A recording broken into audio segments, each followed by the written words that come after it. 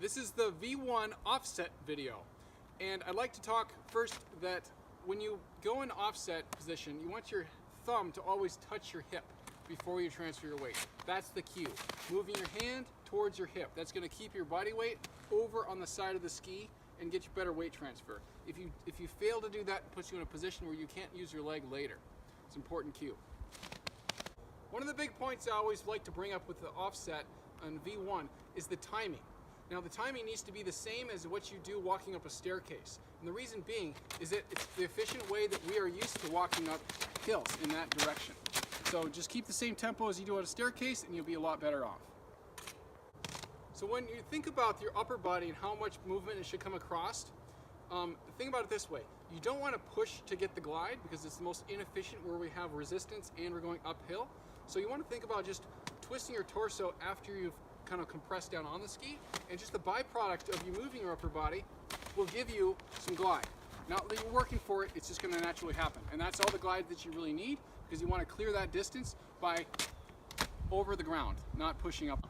So another little trick you can use on the uphills is to bend your knees inward. That's going to get you some automatic gravity propulsion, and that's what we all want, is to have gravity pull us up the hills. So we're going to let gravity pull us into the hill by just bending our knees inward and digging in your edges. That should really help.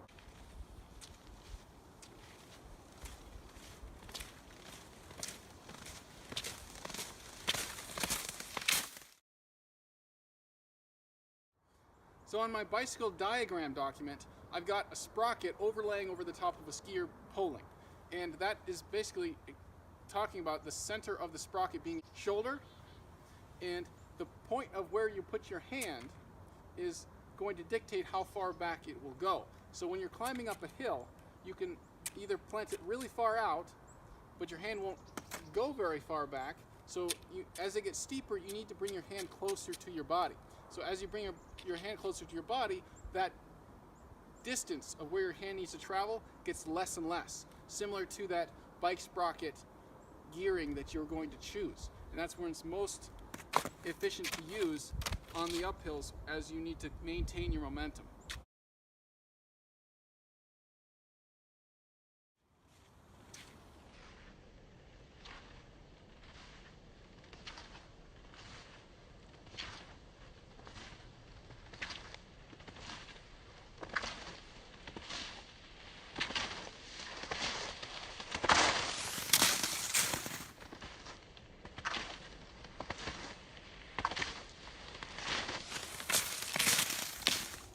All the best with your technique. I hope this helps. I do private coaching. You can contact me at the email address provided.